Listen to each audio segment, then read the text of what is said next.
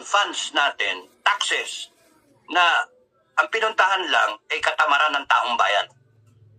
Isipin mo yung 30 million o kaya 10 million makinabang niya sa ayuda na yan. Outright, 10 million Pilipino, non-productive, tama.